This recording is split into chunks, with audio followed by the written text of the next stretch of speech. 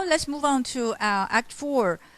We continue to talk about scientific creation versus human concern through the dialogue between Eliza and Higgins. But then another issue that come up in Act 4 is Eliza's self-education. You know, how she tries to find her own way out. And then maybe how her first few steps out are not really steady, are rather uncertain and even dangerous. Okay, so these are the two elements in Act 4 which are worth discussing. Okay, one question about what Mrs. Pierce and Mrs. Higgins said in Act 2 and Act 3, which are proven right in Act 4. Okay, yes. It's not that Eliza does not want to sell flowers at a florist shop, but that she's not. It's no longer a suitable job for her, because she's now educated as a lady, and a lady, the only route a lady can take is to get married. But she's also above, you know, selling herself. For her, you know, getting married is like selling herself. Okay, and that's why Eliza in Act 4 is very emotional. You know, and she screams, she cries, and she even attacks Higgins, because she's really, really disappointed and at a loss for what is going to become of her, you know, or what she's going to do. Okay, and she's worried about her future, while Higgins and Pickering, they are too self-centered to care about Eliza's feelings. Okay, and when Mrs. Pierce says that, oh, you are two babies playing with your dolls, you know, this is to imply that they don't really care about Eliza as a human being. Okay. Okay, let's move on. Here is a review of Higgins and Pickering's professional interests versus Mrs. Higgins and Mrs. Pierce's concerns. You know, for instance, they are all happy about creating a new speech in her, bridging the gap between the classes. You know, and they are all complimenting themselves in, you know, being so devoted, you know, every minute in their life to Eliza, and they are happy about creating a new Eliza with language and culture. On the other hand, Mrs. Pierce and Mrs. Higgins, you know, in the first two parts, you know, where she's going to live and on what terms is she going to stay in Higgins' house, or when Mrs. Mrs. Higgins says, "Oh, you are playing with your life doll." I think these are to imply that, you know, Eliza is a human being, but they don't really treat her as a human being. They treat her more like as an object of experiment. Okay. Also, Mrs. Higgins talk about her future. I think Mrs. Higgins is more articulate, but her worries is pretty much Mrs. Pierce's worries, and then and that is what is to become of her. Okay, and this line that Mrs. Higgins says is very true of Eliza's position as a lady, because in reality, Higgins and Pickering turn her into somebody like Clara, and that is a lady without the means of being a lady, without the money of being a lady. Okay, so this is where the path. Although Clara was so opposed to Eliza in Act 1, okay, and then so thrilled by Eliza in Act 2, you know, their paths cross this way, you know, because Eliza becomes a bit like Clara in her position, and then in postscript we'll get to see how both of them change. Okay, take different routes. Okay, okay. So here comes the question I want to ask all of you, and this is not multiple choice. I want to get some of you to respond to the questions. Do you see the climax at the embassy party? At the embassy party as a climax? Yes or no? And why does Bernard Shaw originally not include this scene in the original play. Okay, the scenes with the asterisks, are included only for the film. So why does he not include this part? I don't think it's a climax because I think the Bernard Shaw used it as an element to bring out the climax in Act 4. Yeah, the fight, the emotions that Eliza built up in, and this is the only the process to let our readers to know about the transformation. Okay, good. Ken?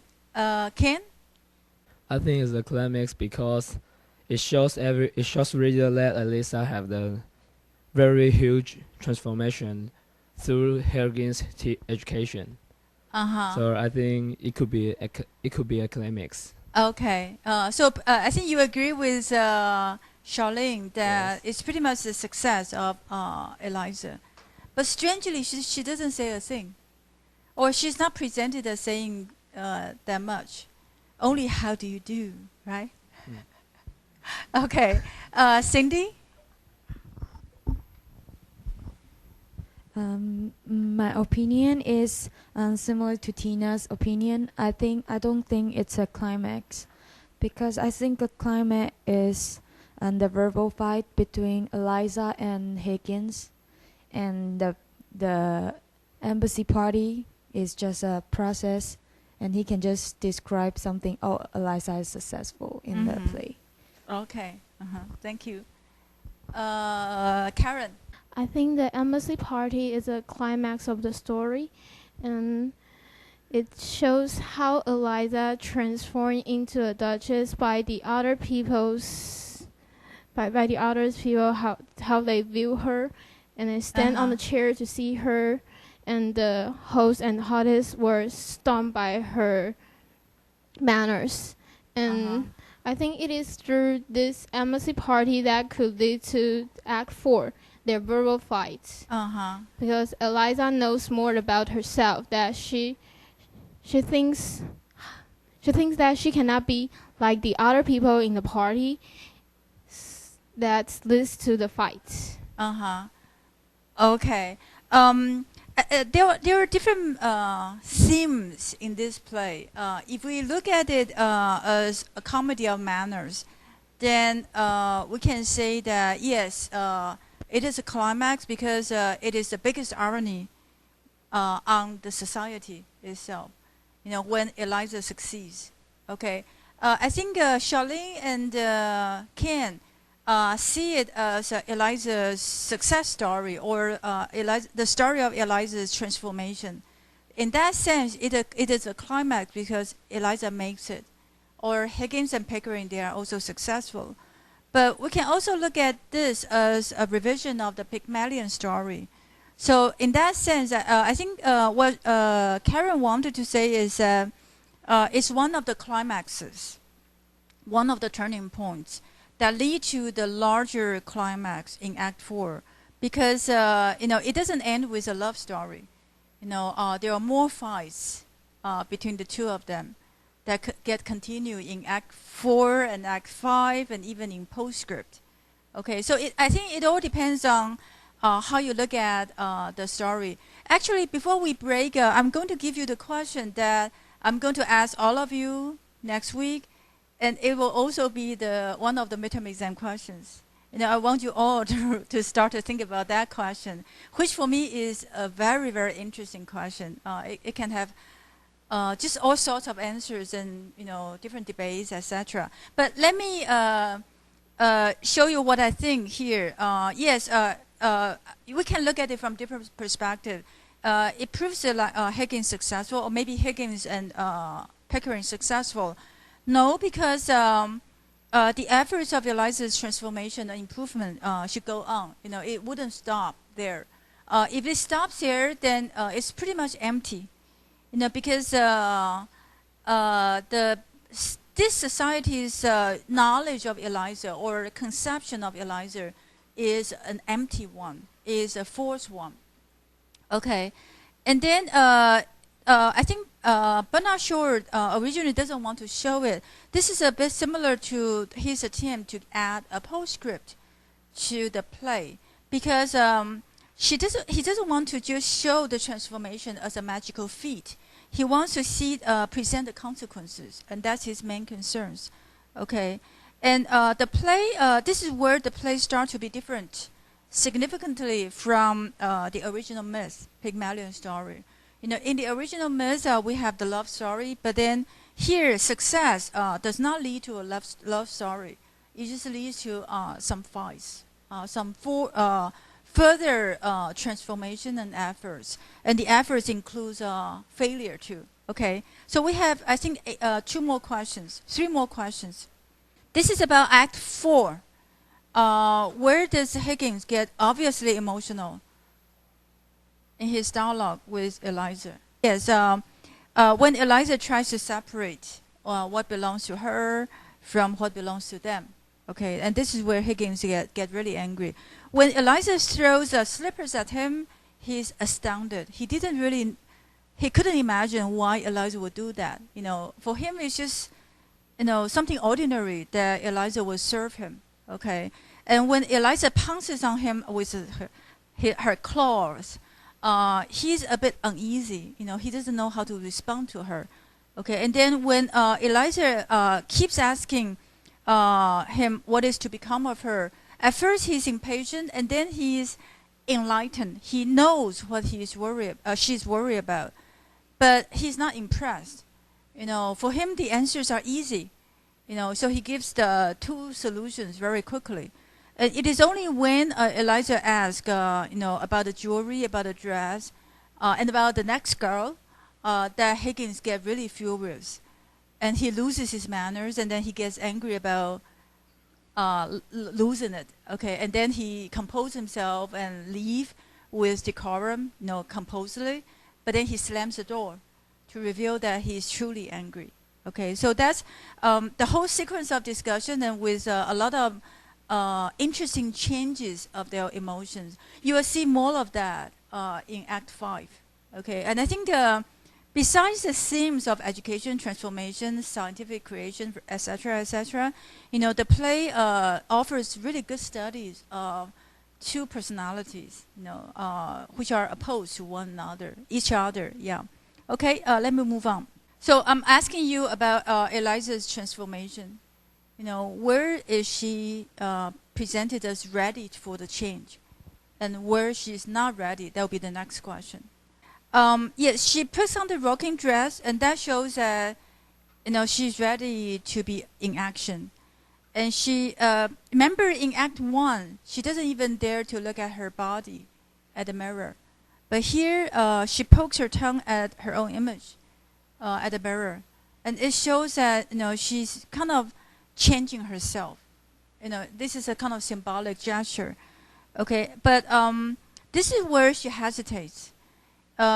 She gives Higgins back the ring, and then Higgins is all angry and then throws the ring to the fireplace.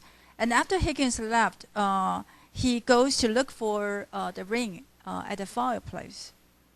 Okay, and then she looks at the ring and thinks over a little bit, and then she throws it down to the dessert dish.